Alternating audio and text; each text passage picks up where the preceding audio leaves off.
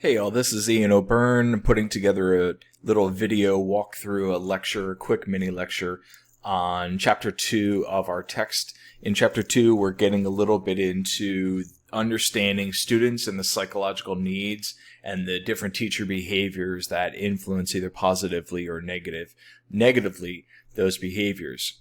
So once again, you're going to want to read through Chapter 2, pay attention to the text, take notes as needed. There is a journal prompt for you to respond and reflect on. There's also discussions in Flipgrid for you to extend the thinking a little bit.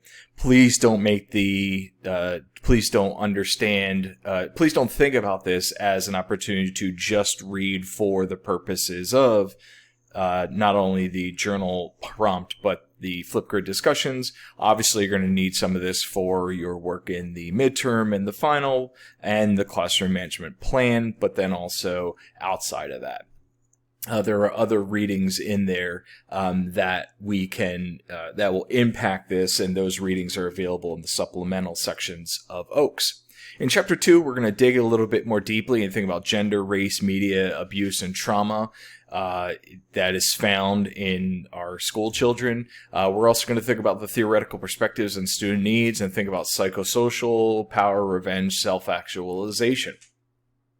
So if we think about the developing child, we have to consider this expanding nexus of control where we start with the child and we extend out to the family. The family is one of the first points of contact with learners. They spend most of the time with the learner before we see them in school, but the school then has a broader connection with the learner and helps guide the child to their ultimate future.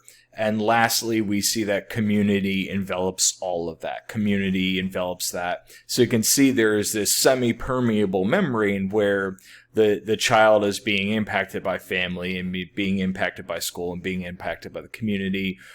You also would hope that the child would positively impact those other areas as well. So we have to think about the context of school in the role of helping guide and develop learners. We also know that there are small differences and some belief systems about gender and the socialization between boys and girls. A lot of these differences are societal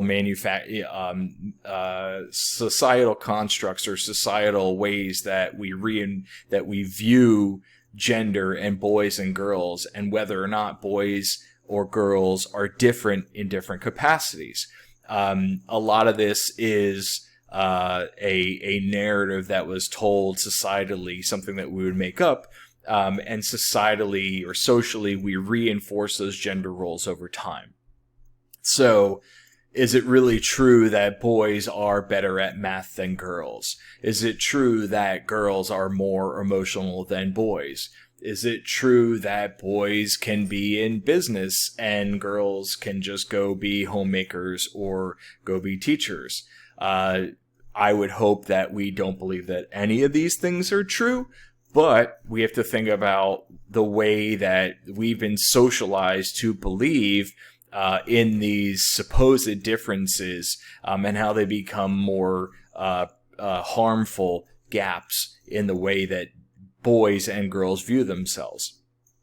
We have to think about these constructs, especially in our classroom, because it's important to consider the words that we use. How do we talk to the boys and girls? And I'm using very archaic gender binaries, which really don't exist in my opinion. But how do we talk to boys and girls, and how do we identify what they can and cannot do? How do we identify what their expectations should be? And how do learners form their opinions about themselves based upon the words we use when we talk to them? Okay, do we expect more from boys or do we expect more from girls? So I think it's important for us to think about the way we socialize learners, the way that we socialize children in the context of gender, and problematize our, I would suggest, misconceptions about what boys or girls can or cannot do. And we'll continue to unpack this throughout the course, and hopefully you're doing this in your other courses as well. We also want to think about other influences such as media. What types of TV and movies and games are youth engaging with? We see that violence is a symptom of a lot of the video games and TV and movies that learners see. We know that when individuals come into contact with violent narratives, that they show signs of aggression. There's often signs of modeling the violence that they see in the TV or movies or games or social media. There's a desensitization to violence, a sort of like disconnect. And so we want to think about what this does to learners and how it helps learners or harms learners as they enter a classroom. So we want to think about the exposure to media violence and the risk of aggressive behavior that we see in children, how it often, this exposure desensitizes them to violence and makes them think that the world is meaner and scarier than it really is. We also want to think about the context of race and ethnicity in our classroom. These numbers are a bit dated, but if you think about the spread of ethnicities in our classroom, this chart is showing that we have a large portion of white students in this, this selection of public and secondary, elementary and secondary schools. You see there is a somewhat large population of Black and Hispanic students. And then you go down the spectrum where you see students of Asian, Pacific Islander, American Indian, Alaskan Native.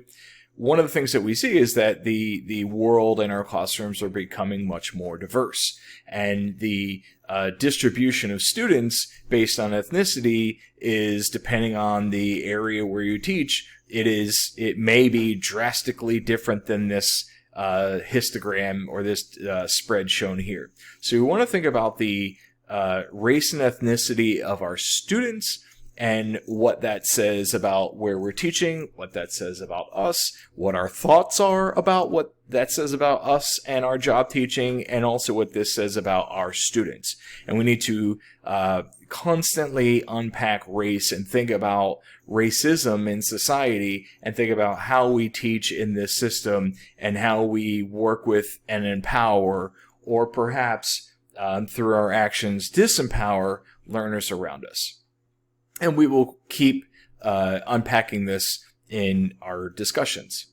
In the class, you're going to be asked to take the ACE study, the Adverse Childhood Experiences Study, and what it's looking at is a history of trauma, abuse, neglect, and think about how that impacts you through your lifespan. In the first ACE study of about 17,000 adults, we had a little over 28% that identified physical abuse, 21% that were sexually abused, 11% show signs of emotional abuse, and then 13% witnessing domestic violence, violence in the home. And so one of the things we want to think about is we come to the classroom, as educators with trauma. Many of us have trauma and abuse and neglect in our past. And how does that impact us as educators? And then also, what does that do to our students? What sort of lifespan, what sort of impact does that have on them as they progress and proceed throughout their lives? So in terms of categories of abuse experience, we see risk of negative mental and physical health effects. We see the risk includes increase in alcoholism, depression, drug use, sexual partners, suicide ideation, suicide attempts, withdrawal, at-risk behaviors from students. So what we're recognizing, what we're identifying is there's a large amount of trauma in our population between ourselves and our learners, and thinking about how that impacts our classroom. and how we prepare, as we thought about at one of the first slides, thinking about how that impacts the child, how that impacts the family, and then also not just our school, but our community. When we think about adverse experiences and we think about trauma and how this impacts individuals, a lot of times we think that this is just adults or this might be adolescents. But what we see evidence that this is being identified in children younger than 4. And so we're seeing individuals with cognitive, physical, sensory disabilities. We have economic conditions, at-risk communities, underserved communities, and we see individuals coming from those environments, coming in with some physical or mental or cognitive impairment at a very young age that already are coming into our classrooms into early childhood in trauma. And we need to be prepared for those experiences and be prepared to think about how this extends beyond just the content of our class and how this impacts us when we make our classroom management plan. How do we deal with trauma? So if we think about how adverse experiences influence individuals, we see that initial base of this pyramid with those adverse experiences, and what we see is that it's disrupting brain development, it's impairing social emotional connections, it's impairing cognitive development, it is leading to individuals that adopt risky behaviors, a variety of risky behaviors, as we discussed earlier. That could be alcohol, that could be drug use, that could be sexual sexual partners. This could be suicide ideation. And then we get into disease, disabilities, social problems, and then early death. And so we see this continuum, we see this mechanism where individuals are experiencing trauma at a very early age, and it's pretty much setting them forth on the path to disease, disability, alienation from society, and early death. And as members of the community, we want to think about how we support learners. So we want to take a step back here and think about memory. We want to think about cognition and how people remember things. We remember things first by, we remember things not first by, but through repetition. So if we're remembering by repeating and repeating again, that's one way. We understand that memory is a mechanism by if we use it or lose it.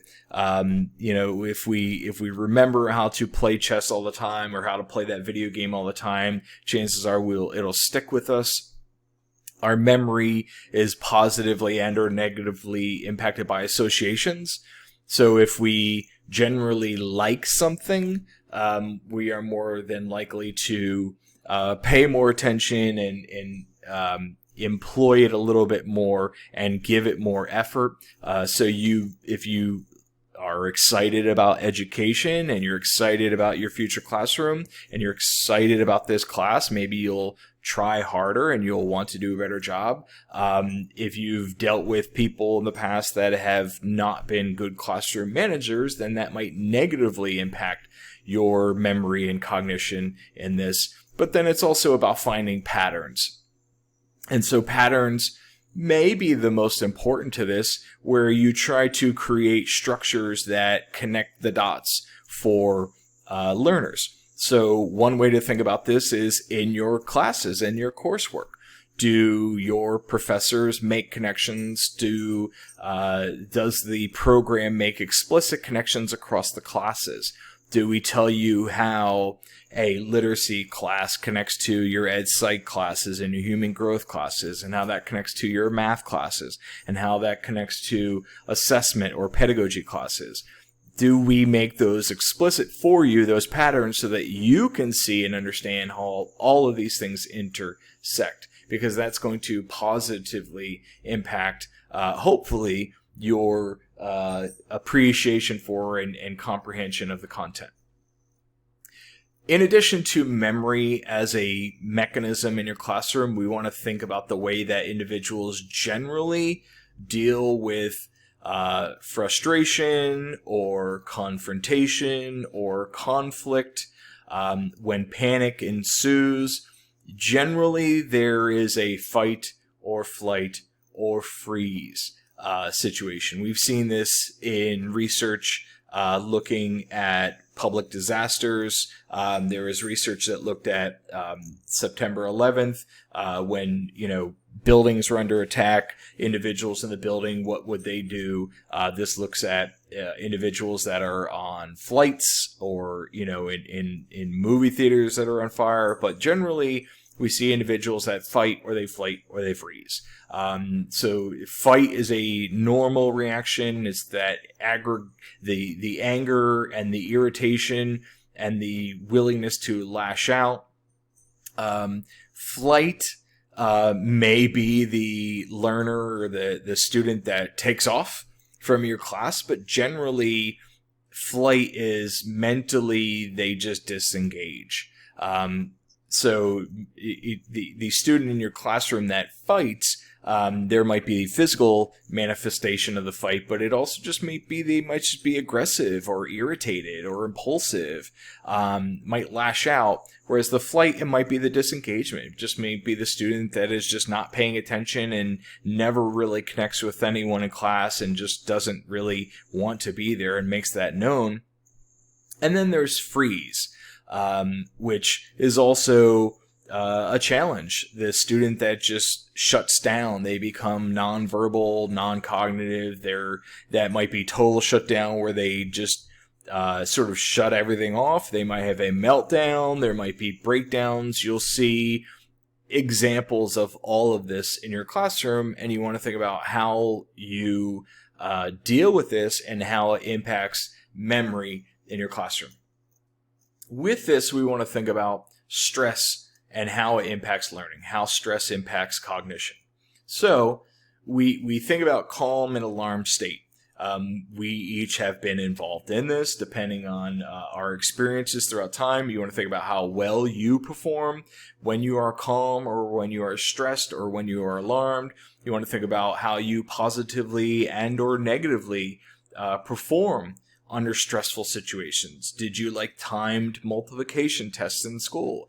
Do you prefer when there is an assessment that has a specific grade or criteria and some finality, or when it's generally holistic and positive?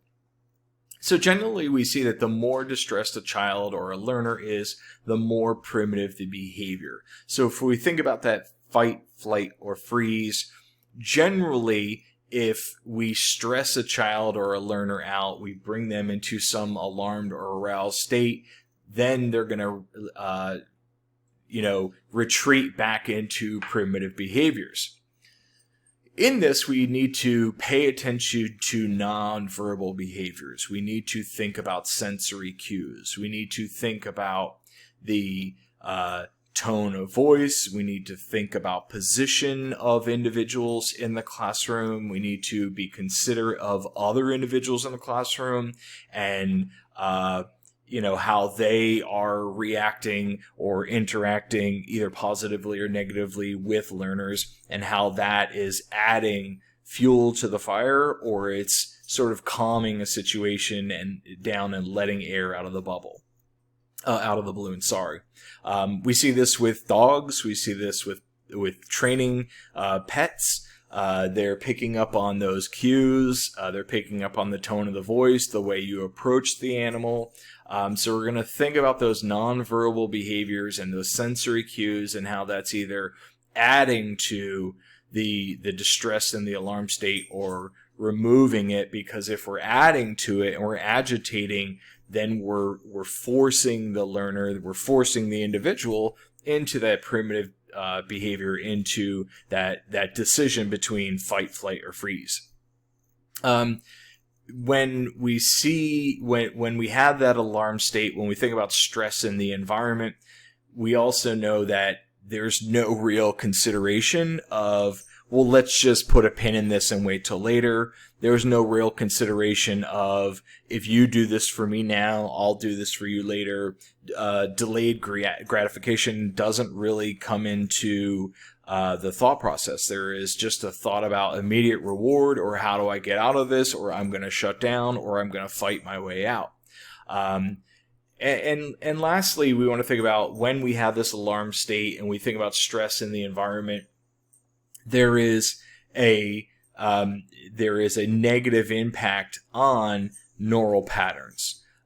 So we're going to think about child development, learner development, and the inclusion of stress. The alarm state is closing that developmental window. It's basically adding pressure to the learning environment and the willingness of the child to engage and learn and experience new things if they are always at an aroused state and they're always alarmed and concerned about some negative impact, because we're thinking once again about that fight, flight, or freeze.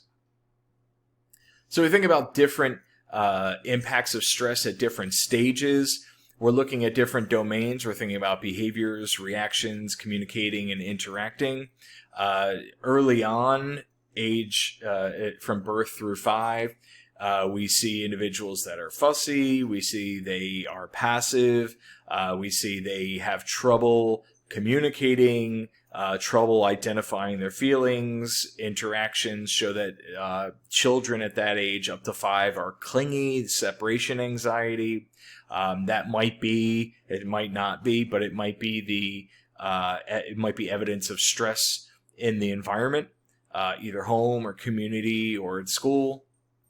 When we move to age 6 through 11, behaviors might switch to, and this might be an impact of stress in the environment of the child, might be destruction, aggressive behaviors. The reaction might be anxiety, fearfulness, lack of sleep, nightmares. The child, the learner, might be withdrawn, quiet, and then the interactions would be cause for concern. It might be an external locus of control, might be looking at other individuals and showing concern for others, as opposed to thinking a little bit about an internal locus of control and how much they matter. And also loss of interest in activities. When we move into adolescence, we think about ages 12 through 18. We see self-conscious behaviors, sadness, substance abuse, and abuse.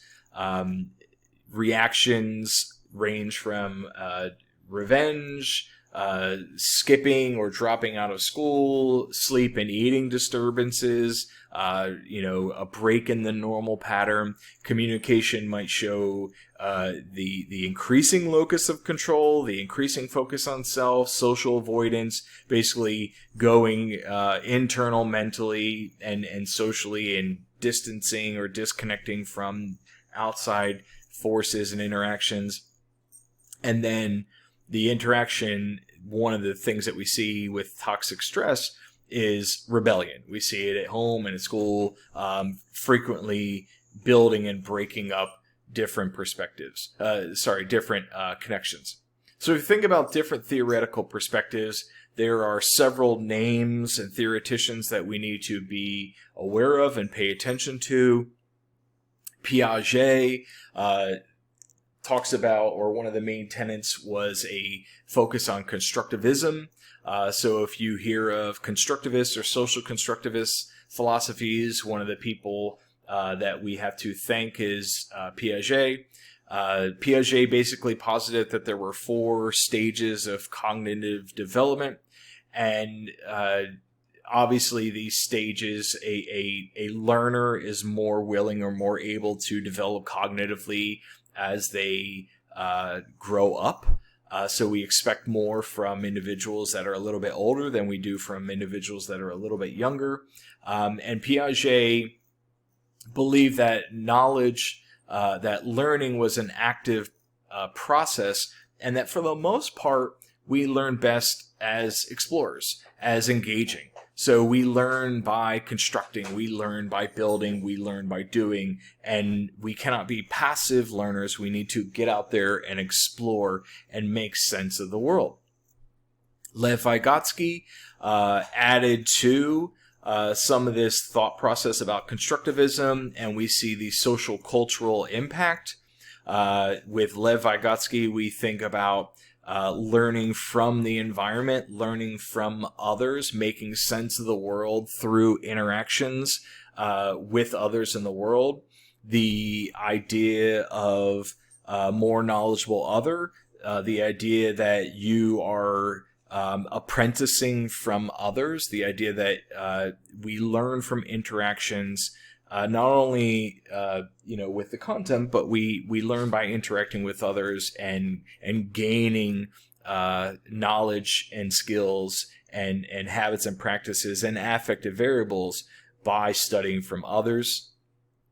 Erikson was most notably was famous for thinking about psychosocial view of development, and basically what we're impacting is the opportunity for individuals to assert control in an environment. Thinking about this split between the differences between initiative and guilt, and how we interact in an environment and how we view our role in an environment. There's also a difference or a split between industry and inferiority. Do we employ ourselves in something like school, or do we believe that we don't really have a role in it? We see this show up in elementary contexts. And then in middle grade secondary, we see a lot of the challenges with identity and role confusion, especially as adolescence really takes hold in our learners. We see a challenge or a general confusion, or at least some play or fluidity in sense of self and then sense of identity of the learner. If we look at Erikson's stage theory in its full format, we see that we're basically looking at throughout our lifespan. We're thinking about infancy up to old age. There are various conflicts that we engage in throughout different stages of our life. So right off the bat, we're considerate of trust issues and how that impacts our interdependence and relatedness to others. And throughout our continuum from birth to death, there are different struggles that we have. And within those struggles, there's different resolutions or virtues that we have in those interactions. And what this means for us is we want to think about the learners that we have in our grade band. So if I am in early childhood and I'm seeing learners that are in that early childhood play stage, I want to be considerate of the challenges they're having when they think about will or purpose, about what is the role of humor, what is the role of empathy, how resilient are the learners in my early childhood class. If I am dealing with adolescence, I want to think about that school age and adolescence, those bands, and think about how they are struggling with competence and fidelity, how they're struggling with their life path, and thinking about how they will be successful or inferior in their lives. How will they think about how complex life is, and how they self-identify or challenge or assimilate into structures, into societal structures. So you want to think about the learners that you're going to have and what struggles generally they have. And Erikson's stage theory is a good guidepost to think through those. We move into B.F. Skinner and we think about behaviorism. Generally, I make the joke in my other classes that behaviorism is often a dirty word in educational circles until we get to classroom management. We also recognize that behaviorism is very interesting given our technological society and the way social apps and tools and notifications tend to dictate our lives. With behaviorism, there are various levels and nuance to those levels. But generally, we're thinking about reinforcement, either positive or negative, of behavior over time. And we're going to think about how that positive or negative reinforcement of behavior impacts future behaviors. So, as an example, a student does something. If you give them positive reinforcement, you give them praise or food or toys after the fact. Whereas if there is negative reinforcement, you would give some sort of negative stimulus after the fact, or you would remove a stimulus. So you might say, okay, well, the child did something you didn't like. They cheated on a test, or they didn't do their homework. And so now what we're going to do is we're going to punish or penalize, or we're going to take something away. So I'm going to take away recess time during lunch, or I'm going to add more homework, or I'm going to give negative grades. What is the role of positive and negative stimuli in how we respond? And how does that impact future response? So if the child does something great, and they get positive feedback or some positive reward, what are the chances they'll continue to do that positive thing that you wanted? If the stimulus is still positive and present, or if it goes away. We also think about behaviors, and we think about students that live vicariously in behaviorist perspectives. So what that means is, if a student does something well in your classroom and you give them positive feedback and positive support, other students in the room will see that. Also, it works, the converse is also true. If a student does something negative and you reprimand them, or you give them some sort of disciplinary referral, what do the other students in the classroom do when they see that? Are they going to replicate those behaviors, or are they going to steer clear of messing with you? So you want to think about all of these impacts in your classroom. Dreikers is basically looking at purpose and perception, and that all behaviors have a goal in that. So generally what we're looking at is when students misbehave, there is a power struggle. They're trying to enact some new reality or think about new perceptions in the classroom. And we want to think about different contexts. They are looking at gaining attention. They are trying to gain power in the classroom. They might be trying to exact revenge, or balance some feelings of inadequacy, either thrust that inadequacy on you as the educator, or reverse feelings that they had of inadequacy for themselves. Moving on, we're thinking about Glasser, thinking about self-efficacy and influence. We're thinking about choice theory. There are 5 basic needs that students need, that individuals need, to increase self-efficacy. Generally, we want to survive. Generally, we as individuals, as human beings, we want power. We want power in a situation. We want power in a structure. Generally, we want to feel like we belong to something. Generally, we want to feel freedom. We want to feel that we have freedom of behavior, freedom of choice, that we are not slaves to a system. And generally, we want to have fun. And so one of the things we want to think about is, if self-efficacy is important in our classrooms, which I hope it is, and if you suggest that you want your students to have some choice in the classroom, then how do these elements play a role in your classroom management plan? How do you attend to elements of survival or belongingness or freedom or fun? What role does that have in your classroom? We move on to Lipsitz. We think about early adolescence and the need to have some level of competence, to feel like they are worthwhile. We talked earlier about how In adolescence, they are thinking about self-control, self-identity. With Lipsitz's developmental stages, we're thinking about competence, autonomy, and relatedness. So they want to feel like they are valid, integral members of the unit, of the structure. They want to feel competent. Most adolescents want to learn. They want to feel like they are doing something positive. They want to feel like they are good at something. They want to feel autonomous. They want to believe that they are good at one thing or a couple things, and that they can exist on their own. And then also, the relatedness is an important developmental need in this structure.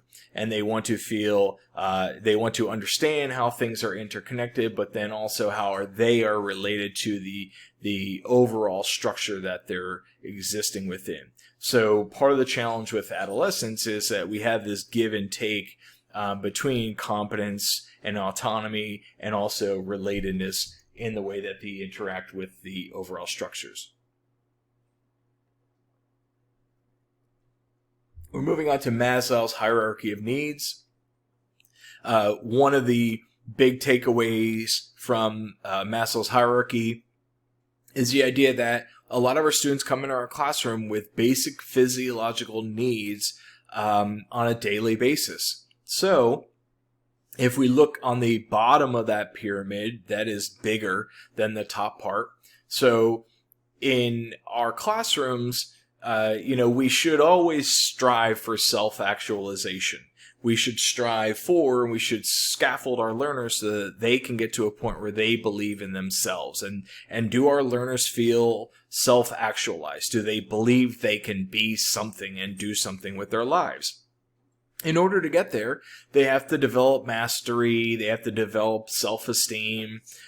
In order to get to that, they have to feel love. They have to feel belonging. And this relates to the last piece with Lipsitz. But to get to there, we see the focus on safety and security. We see the focus on physiological needs. And what that means for our classroom is you may be very focused that day on causes of the Civil War. You might be very focused on solving quadratic equations in your classroom. You might be focused on the color wheel in your classroom.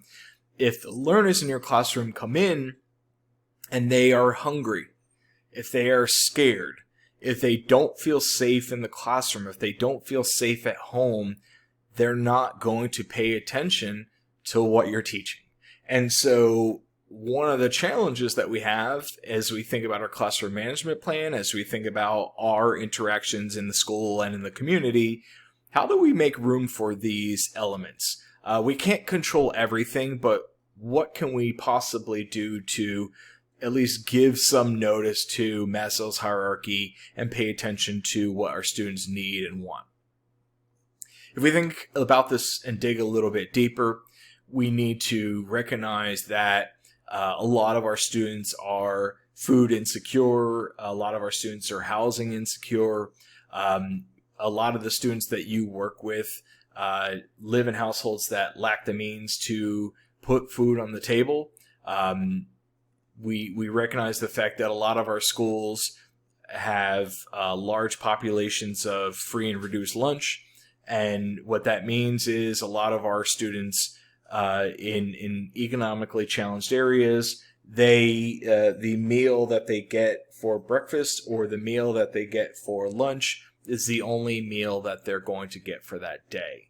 And so we see 30 million students get free and reduced price school lunch. Fewer than half get free or reduced school breakfast. So we want to be thoughtful about initiatives to feed students, feed learners, but also be attentive to those students that might be withdrawn, might be quiet, might be disengaged. If you think back to fight, flight, or freeze, some of those students that are a little bit disengaged because they're more focused on their concerns outside of school. If we think about the Charleston area, if we think about CCSD, D2 in Berkeley County, we can see the breakdown in poverty index by some of the schools that are really close to each other. So we think about high need schools that have high poverty indexes, and then we have right next to them schools that are very prosperous, that have very low poverty indexes. So the challenge is that a lot of our schools, depending on your placement in the school, you might have different classes that have high and low poverty indexes within the same building. You want to be thoughtful that where you are placed might be a very, an at-risk or a high-need community, or they might be a community that has a very low poverty index or is very prosperous. But at the same time, we need to not have the misconception that just because it is a high need or a low need school or a high poverty index or a prosperous school, that the students all there are okay. We still want to look at students on a case-by-case basis and figure out what their needs are. Thinking a little bit more about Maslow's hierarchy, I referenced this before, thinking about homelessness. We recognize that about 2.5 million children are homeless. We see students across the country that are struggling with their housing situation. We talked earlier in this slide deck about the impact of trauma in these instances. We know that a lot of this trauma and homeless situations lead to sickness, anxiety, depression, withdrawal, and we need to identify opportunities to recognize and support learners when they're in these situations. Many times, this may or may not be brought to your awareness in the classroom, depending on the administration and the school support in the building.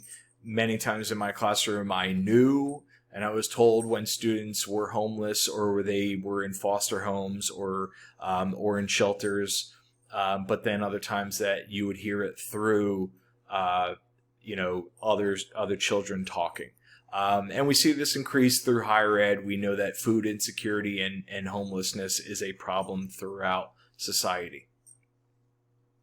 Digging a little bit more deeply into Maslow's hierarchy, as we suggested, students are going to have trouble paying attention to and staying in school and gaining the most from school if abuse is happening at the home or elsewhere. And we're going to think about the trauma involved in this and how you as an educator can either identify those situations where abuse might be occurring, and then what do you do in the event that you have evidence of abuse or you are concerned that abuse might be at play. What does this do for the learner? How do we help support that learner? And what mechanisms are in place so that you can try and deal with the situation? Digging more deeply into Maslow's hierarchy. Once we see that once the learner sees that they feel safe, that they feel that they are fed, that they don't have concerns about a home and a roof over their head, then we want to identify opportunities to fill that void for love and belongingness. And so how do we, in your classroom management plan, how do you identify mechanisms to show learners, every individual learner, that they are valued and they are a welcomed member of your classroom? How do you how do you provide opportunities to engage, to bring learners into the environment, to make them a part of the community? And then how do you show learners that you care? Where are situations where I made the comment earlier that tremendous things happen in classroom management when you treat students like human beings. How do you show your kids that you care? Is it important to you? Or is it just business for you. These are decisions that you need to make, and only you can make them as you prepare for these situations in your classroom. And then we're going to move finally to the top of that pyramid, and we're going to look at competence and achievement. Achievement meaning that students can struggle, but then comprehend and learn the content that you present to them and be successful, not just survive, but then also be competent, which if you've paid attention to the earlier slides in this deck, we're thinking about competence and how important that is, that our learners want to feel like they're good at something. They want to feel like they matter and they can do something. So we're going to skip this learning module just because we have the other activities in the Flipgrid discussions. So as a summary, one of the things I want to think about is, what are the powers of basic needs? Like, what does it really mean to our learners? And what are their focuses? What is their focus on in our classes? And for some, the basic fundamental human needs of feeling safe, getting enough sleep, having food, and being hydrated, that's the focus. And if we don't pay attention to those elements, we really can't move on to anything else. And that is often a struggle. But it's something that we need to pay attention to, and we need to make room for in our classes. We also need to identify opportunities to help children focus on their individual strengths, to be honest about their achievements, don't inauthentically hand out praise, but help all children individually, one on a case-by-case basis, really identify what they're good at. Generally, that should be what our classrooms are about, taking time to identify the positive elements in all learners and scaffold them to be success, not just in our classroom, but in their futures. And then also, we really want to be considerate of how behaviors are a force in our classroom. They could be positive or negative. It could be our behaviors as educators. It could be the behaviors of learners in our classroom. It could be looking at the behaviors of other learners in our classroom and our reaction of those behaviors to one another, or how they react with others. And so there's things that we can be considerate of. We can try to model positive coping strategies on a regular basis. So when we get stressed out, how do we handle that stress? How do we handle that stress in front of our learners? How that you might be the only positive role model in terms of dealing with stress that your learner will ever see in their lives. And you need to be considerate of how you exemplify those behaviors. I often think about in my own classes when we have inclement weather, we have hurricanes coming into the area. I try to pay attention to the stress level of students and try and create space so that we can reduce some of that stress. But then also, hopefully, I show some positive coping strategies. I'm sure many of my previous students are listening to this now and they are laughing hysterically. But how do we model those strategies in our classroom on a regular basis?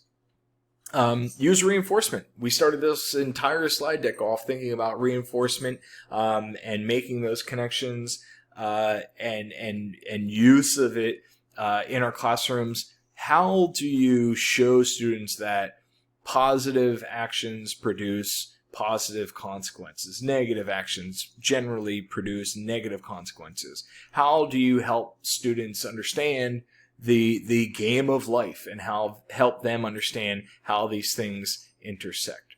So with that, I'm going to wrap up here. Hopefully this helps you think through most of Chapter 2.